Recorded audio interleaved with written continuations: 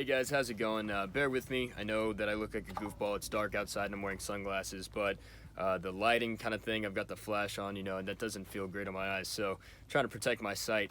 Same reason I wear ear pro, precious senses. Anyway, so tonight's been my last night shooting the primary arms 1-6 Silver Series ACSS Raptor in the first focal plane configuration. And I've got to tell you guys, this thing is pretty cool. I have gone ahead and sold it already. I'm about to ship it off probably tomorrow. And I've done that in order to purchase another optic so I can continue testing and try some other setups and things like that. And I'm really excited about this next one, so I hope you guys are too. It's going to be pretty cool. Hollison's got some great stuff coming out lately, a bunch of new products, and I'm really excited to test those out. So let that be a hint to you as to what's coming next. And if you are on Instagram, then you've probably already seen that I've posted a few little hints here and there. So anyway, on the ACSS Raptor here, this thing has been awesome so far. It's performed very, very well, and I've been very pleased with it. I want to go ahead and move to a more conducive environment to filming, or at least a better position so you guys can see this thing a little bit more, and I can speak to it in a little more detail. But thanks for clicking on the video. Stick around so that you can see what I think about it, and if you want some more information, then hopefully I can provide that for you guys. Anyway, I'll see you guys in the next part. Kicking off our first ever optic review. It's a little late, so if I'm sounding a little tired, that's why. And if I interrupt for a few sips of coffee here and there, please just forgive me. I kind of need it right now. So I currently don't really have a studio or a place that I can record a little more professionally. So I understand the lighting's a little weird. I'm like blinded right now because I've got cameras like flashing in my eyes in order to try to make up for that. But yeah, just kind of bear with me on it, and we'll get through it together, trust me. I'm just as frustrated as you might be if you're actually watching this. Anyway, so let's get on with the video here.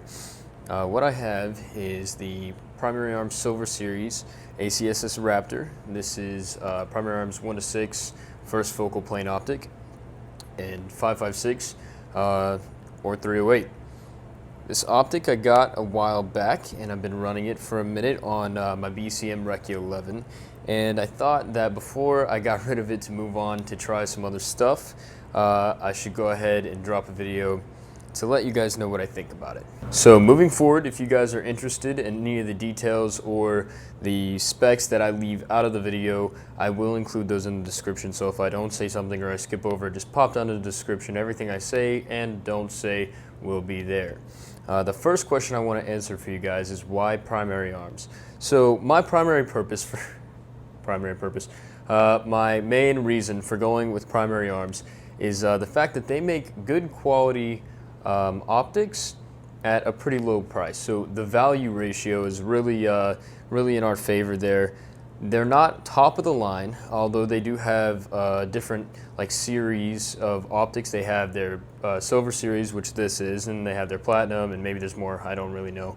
But their Platinum is a lot more expensive, and you get what you pay for on that one. They're pretty nice. And these Silver Series optics are still pretty cool as well. So moving into the next question, why a low power variable optic? So there are a few different reasons that someone might choose a low power variable optic over a reflex or a red dot or some other scope, and that being you have a lot of versatility. So here with the Primary Arms Raptor, you get, it's a 1-6, so anywhere from 1 to 6 power.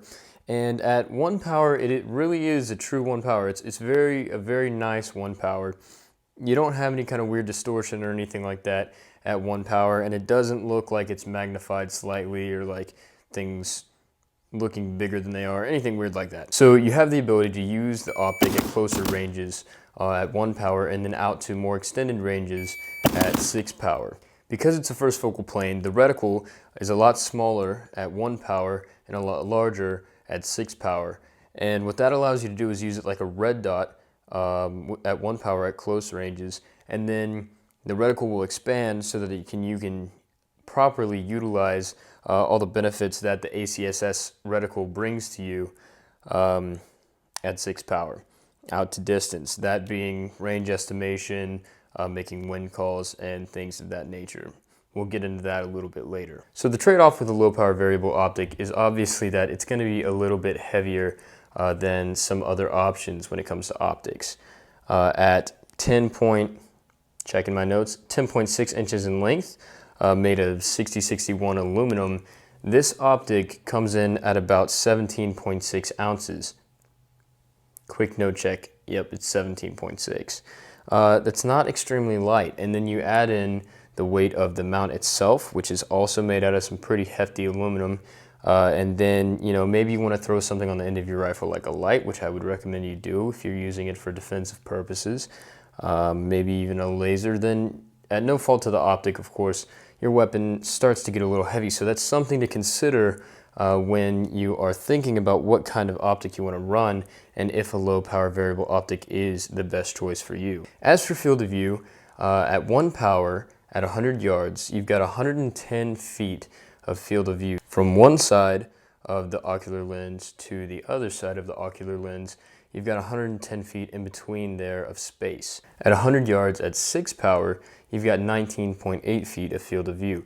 That is not entirely bad at this price point, and more than enough in my opinion, depending on what you need to do, of course, and how picky you are. Now the glass, I'll try to roll in a little bit of B-roll footage for you to see.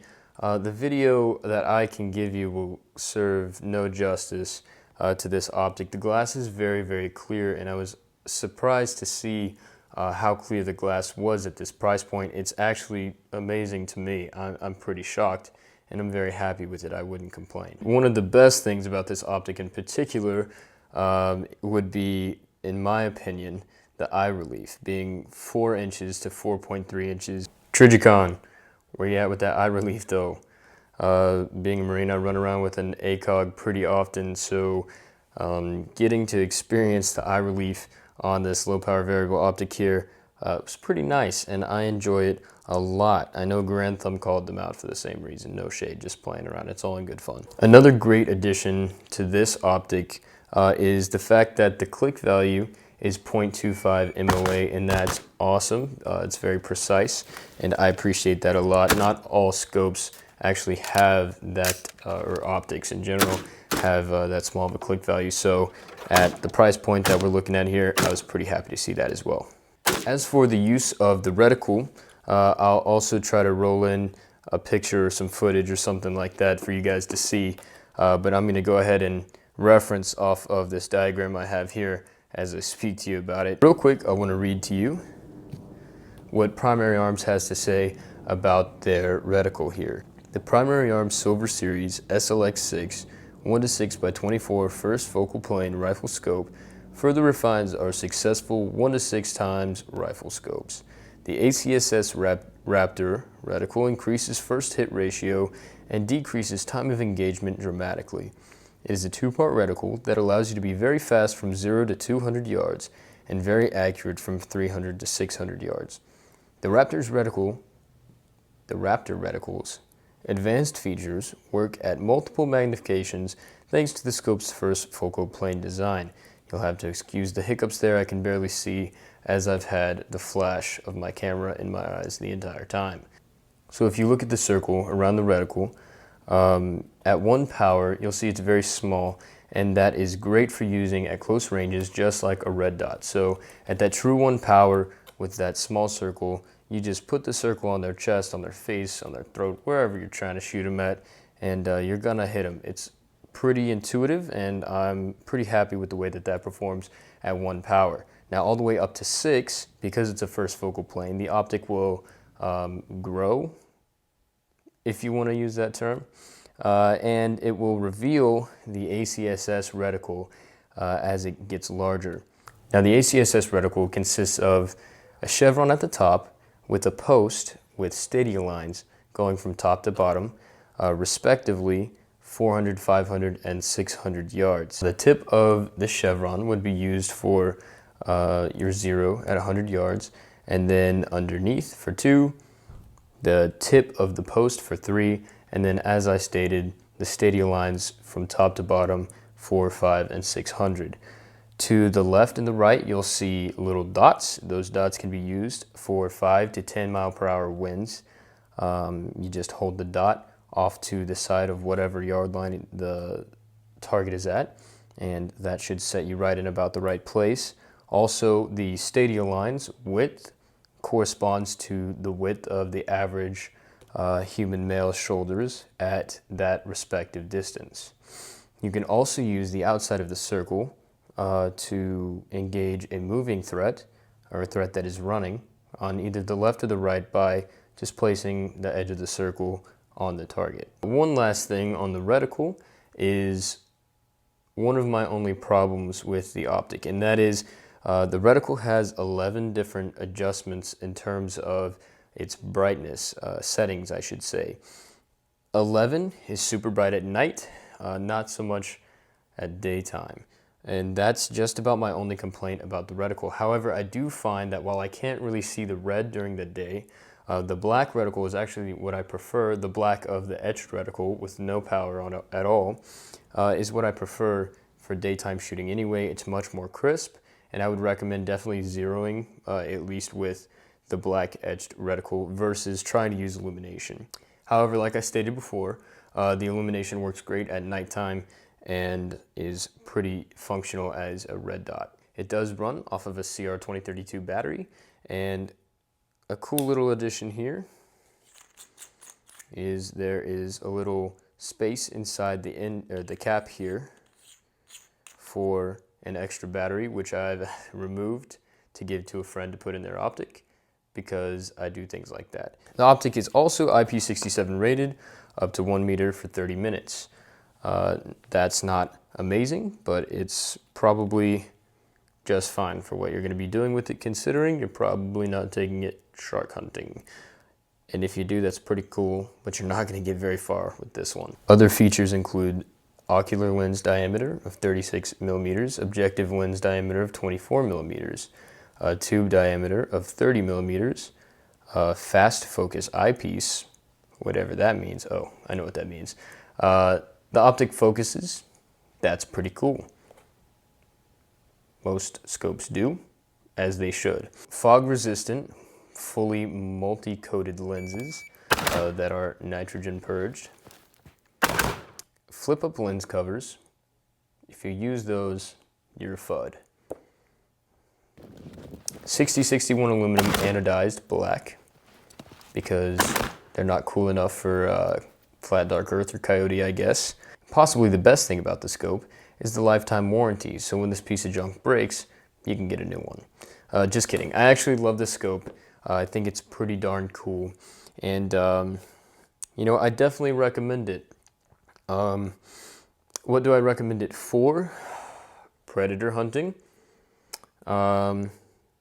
shooting for fun, target shooting, self-defense or duty use.